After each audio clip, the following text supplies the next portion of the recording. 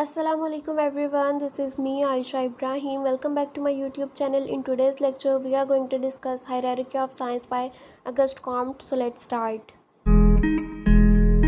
सबसे पहले हम इंट्रोडक्शन देख लेते हैं। अगस्ट कॉम्ट जो थे वो एक फ्रेंच फिलोसफर थे, एक सोशोलॉजिस्ट थे जो 1798 में पैदा हुए थे और इनकी डेथ 1857 में 59 ईयर्स की एज में हुई थी स्टोमक कैंसर की वजह से। वो फादर ऑफ पॉजिटिविज्म के नाम से भी जाने जाते हैं और उनको फाउंडर ऑफ सोशोलॉजी भी कहा जाता है। कॉम्टे का जो कॉन्सेप्ट है हायरार्की ऑफ साइंस, बेसिकली इसमें यह था कि उन्होंने साइंसेस को लॉजिकल ऑर्डर में ऑर्गेनाइज किया था, डिवाइड किया था फ्रॉम टॉप टू बॉटम, इसीलिए हम इसको जो है हायरार्की ऑफ साइंस बोलते हैं। नेक्स्ट हम इसको डिटेल से देखते हैं। सबसे पहले हम देखते हैं कि डेफिनेशन क्या है इसकी। हायरार्की ऑफ साइंस को आप जो है वो डिवीजन ऑफ साइंस भी कह सकते हैं, क्लासिफिकेशन ऑफ साइंस भी कह सकते हैं, स्ट्रेटिफिकेशन ऑफ साइंस भी कह सकते हैं। ठीक है, हायरार्की ऑफ साइंस जो है ये एक ऐसा फ्रेमवर्क है जिसमें अगस्ट कॉम्ट ने डिफरेंट तरह की साइंसेस को बेसिक से कॉम्प्लेक्स लेवल की तरफ जो है एक हायरार्किकल वे में डिवाइड किया था। ठीक है, ऐसे टॉप से बॉटम की तरफ उन्होंने डिफरेंट साइंस को ऐसे रैंक किया था। सबसे बेसिक उन्होंने यहाँ रखी थी और यहाँ से यहाँ मूव करते करते जो है वो कॉम्प्लेक्स हो गई थी। ये आगे हम डिटेल से इसको देखेंगे। हायरार्की बेसिकली होता क्या है? हायरार्की एक ऐसी चीज़ होती है जिसमें आप डिवाइड कर देते हो, एक रैंक क्रिएट कर देते हो, चीज़ों को अरेंज कर देते हो। इसको हम कहते हैं कि ये हायरार्की है। जैसे आप सीढ़ी की एग्जांपल ले लें, डिफरेंट स्टेप्स होते हैं सीढ़ी में। ठीक है, ये इस तरह से होती है, तो ये हायरार्की है। एग्ज़ाम्पल की बात करें तो फॉर एग्ज़ाम्पल एक हम कंपनी की बात करते हैं तो CEO जो है वो टॉप पोजीशन पे होता है, फिर मैनेजर्स होते हैं, फिर एम्प्लॉयज़ होते हैं। तो इस तरह से टॉप से बॉटम की तरफ डिवीज़न हुई हुई है। उसके बाद हम बात करते हैं हायरार्की ऑफ साइंस में। जो हायरार्कीज़ हैं 6 तरह की उन्होंने साइंस ली थी और उन्होंने इनको जो है वो डिवाइड किया था टॉप से बॉटम की तरफ। सबसे पहले mathematics, astronomy, physics, chemistry, biology और सोशियोलॉजी। इनको हम देखते हैं फर्दर इस स्लाइड में, लेकिन इससे पहले हम देख लेते हैं प्रिंसिपल्स के इनको किन बेसिस पर डिवाइड किया गया है। अगस्ट कॉम्ट ने इनको 3 बेसिस पर जो है वो टॉप से बॉटम की तरफ इस तरीके से डिवाइड किया था। सबसे पहले जनरल इन नेचर, ठीक है, कि जो साइंसेस हैं वो जनरल से स्पेसिफिक की तरफ मूव करती हैं। सेकंड कॉम्प्लेक्सिटी कि सबसे पहले सिंपल आती हैं, फिर वो कॉम्प्लेक्स की तरफ मूव करती जाती हैं। और फिर डिपेंडेंस के एक साइंस पर दूसरी साइंस डिपेंड कर रही है। अब इस चीज़ को हम समझते हैं। देखें, ये 6 साइंसेज हैं, maths, astronomy, physics, chemistry, biology और सोशोलॉजी। सबसे पहले जो सबसे सिंपल है वो है मैथमेटिक्स। ये किसी पर डिपेंड नहीं कर रही है, सिंपलेस्ट है। ठीक है, अब इस लिहाज से देखें तो ये जनरल इन नेचर है और ये सिंपल है, क्योंकि हमने कहा सिंपल से कॉम्प्लेक्स की तरफ मूव करेगी, तो मोस्ट जनरल इन नेचर है और इस पर सारी साइंसेस डिपेंड कर रही हैं।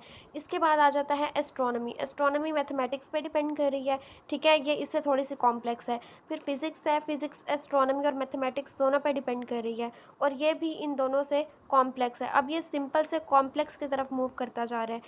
केमिस्ट्री की बात करें, केमिस्ट्री फिजिक्स पर भी डिपेंड कर रही है, एस्ट्रोनॉमी पर भी, मैथमेटिक्स पर भी, और ये इन से ज़्यादा कॉम्प्लेक्स है।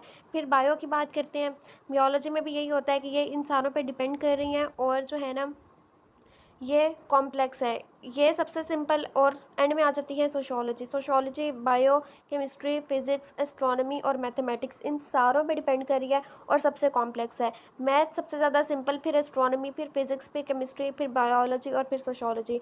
अब ये चीज़ देखें कि जनरल, सबसे पहले मैथ जो है ये जनरल है। ठीक है, ये जनरल से मूव करती है किस तरफ? स्पेसिफिक की तरफ। सोशोलॉजी स्पेसिफिक है, मैथ्स जनरल है। जैसे जैसे वो एक एक लेवल ऊपर जाता जाएगा वो स्पेसिफिक से स्पेसिफिक होता जाएगा। तो मोस्ट स्पेसिफिक सोशोलॉजी है और मोस्ट जनरल मैथमेटिक्स है और उसके दरमियान बाकी आ रहे हैं एस्ट्रोनॉमी, फिजिक्स, केमिस्ट्री, बायो वगैरह। कॉम्प्लेक्सिटी की बात करें तो सिंपलेस्ट से कॉम्प्लेक्स की तरफ मूव करते हैं। सिंपलेस्ट जो है वो मैथ्स आ गया और कॉम्प्लेक्स आ गया सोशोलॉजी। और डिपेंडेंस की बात करें तो हर एक साइंस दूसरी पे डिपेंड कर रही है और सोशोलॉजी इन सारों पे डिपेंड कर रही है। ठीक है, ये हायरार्की ऑफ साइंस है। अब नेक्स्ट आ जाते हैं बैकग्राउंड पे कि इसका कॉन्सेप्ट उनके जहन में आया कैसे। सेंट साइमन से वो काफ़ी ज़्यादा इंस्पायर थे, उन्होंने मिल के काम किया था, लेकिन फिर उनके दरमियान क्लैशेस हुए। कहा जाता है कि सेंट साइमन जो है वो सोशोलॉजी को सोशल फिज़िक्स का नाम देना चाहते थे, लेकिन अगस्ट कॉम्ट जो है वो सोशोलॉजी का नाम देना चाहते थे।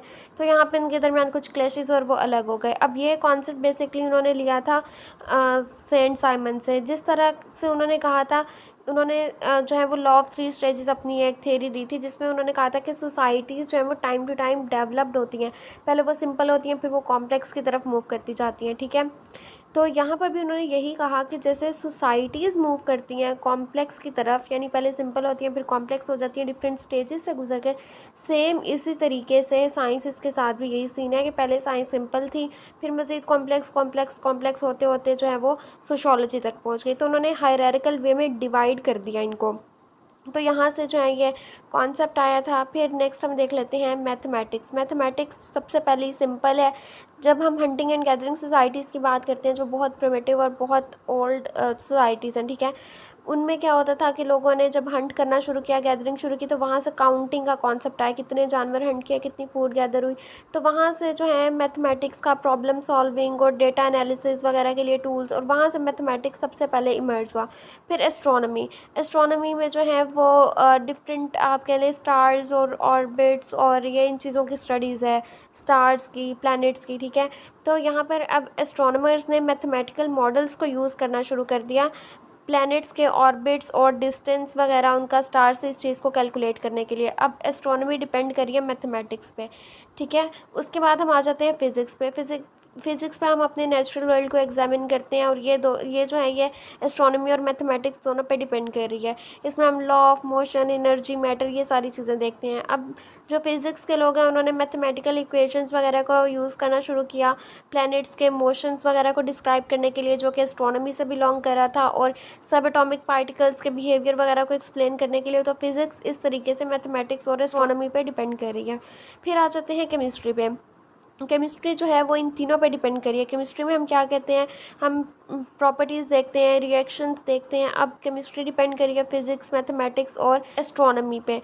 अब फॉर एग्जांपल एक केमिस्ट जो है वो मैथमेटिकल मॉडल्स को यूज़ करता है मॉलिक्यूलर इंट्रैक्शंस को देखने के लिए, कैलकुलेट करने के लिए रिएक्शन रेट को, और फिज़िकल प्रिंसिपल्स को यूज़ करता है जैसे थर्मोडाइनमिक्स वगैरह, ठीक है। तो अब केमिस्ट्री में जो है फिज़िक्स, एस्ट्रोनॉमी और मैथमेटिक्स सब कुछ इन्वॉल्व हो रहा है। उसके बाद नेक्स्ट है बायोलॉजी। बायोलॉजी में हम लिविंग ऑर्गेनिजम्स को स्टडी करते हैं, उनके इंट्रैक्शंस को स्टडी करते हैं, ठीक है। इसमें जो है बायो जो है वो केमिस्ट्री, फिज़िक्स, मैथमेटिक्स, एस्ट्रोनॉमी इन चारों पे डिपेंड कर रही होती है।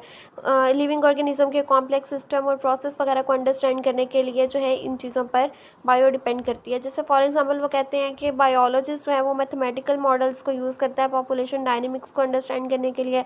वो डिपेंड कर रहा होता है केमिकल और फिजिकल प्रिंसिपल्स पे, ताकि वो मेटाबॉलिक पाथवेज को अंडरस्टैंड कर सके और इकोसिस्टम के इंट्रैक्शंस को समझ सके, ठीक है। तो इस तरह से बायो इन सब पे डिपेंड करिए। फिर आ जाते हैं सोशोलॉजी। सोशोलॉजी में वो कहते हैं कि हम ह्यूमन बिहेवियर, ह्यूमन सोसाइटी, उनके रिलेशनशिप्स वगैरह को स्टडी करते हैं, और ये जो है बायोकेमिस्ट्री, फिज़िक्स, मैथमेटिक्स, एस्ट्रोनॉमी हर चीज़ पर डिपेंड कर रही है, क्योंकि इसमें हम कॉम्प्लेक्स फिनोमिनास को स्टडी करते हैं। ह्यूमन बिहेवियर जो है वो डायनेमिक है, चेंज होता रहता है, इसको स्टडी करना ईजी नहीं है, ठीक है। तो वो कहते हैं कि जैसे एक सोशोलॉजिस्ट है वो स्टैटिस्टिकल एनालिसिस करता है, जैसे कि मैथमेटिक्स और स्टैट्स वगैरह को यूज़ करता है पॉपुलेशन डेमोग्राफिक्स वगैरह को स्टडी करने के लिए। बायोलॉजिकल और केमिकल प्रिंसिपल पे डिपेंड कर रहा होता है ह्यूमन बिहेवियर और सोशल इंट्रैक्शन को अंडरस्टैंड करने के लिए, ठीक है। तो सोशोलॉजिस्ट जो है वो इन सारी चीज़ों को यूज़ करते हुए ह्यूमन सोसाइटी को स्टडी करता है। उसके बाद यहाँ पे समरी सी है, यहाँ पे वो कह रहे हैं मैथमेटिक्स जो है वो फाउंडेशन है साइंसेस के, ये सारी मैथ्स पे डिपेंड करिए, मैथ्स किसी चीज़ पे डिपेंड नहीं करिए, सबसे सिंपल और प्राइमरी है, ठीक है। फिर एस्ट्रोनॉमी आई, फिर फिज़िक्स आई, फिर केमिस्ट्री आई, फिर बायोलॉजी आई, फिर सोशोलॉजी आई, और हर एक जो है वो प्रीवियस साइंसेस पे डिपेंड करके मज़ीद कॉम्प्लेक्स होती जा रही है।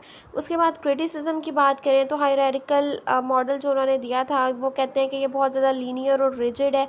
इन्होंने साइंसेस के दरमियान के जो कनेक्शंस हैं उनको निगलेक्ट किया है, और कॉम्पटन ने जो है वो बहुत ज़्यादा मैथमेटिकल साइंस पे फोकस किया, और इस वजह से जो सोशल साइंसेज या ह्यूमैनिटीज़ के सब्जेक्ट्स हैं या फील्ड्स हैं वो अंडर वैल्यू हुए हैं, ठीक है।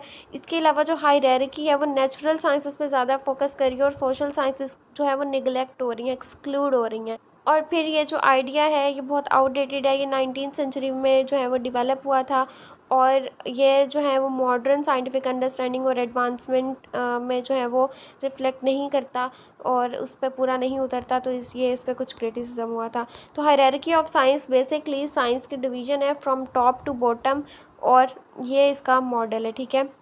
इसको आप ऐसे याद कर सकते हो, मैप, CBS, ठीक है, मैथमेटिक्स, एस्ट्रोनॉमी, फिज़िक्स, और केमिस्ट्री, बायोलॉजी और सोशोलॉजी, ये इस तरह से जाएगा, सबसे सिंपल, फिर उससे कॉम्प्लेक्स, फिर उससे कॉम्प्लेक्स, फिर सबसे ज़्यादा कॉम्प्लेक्स। ठीक है, तो ये था आज का लेक्चर। आई होप आज का लेक्चर आप लोगों के लिए हेल्पफुल रहा होगा। So don't forget to subscribe my channel, do like, comment and share this video. Thank you so much.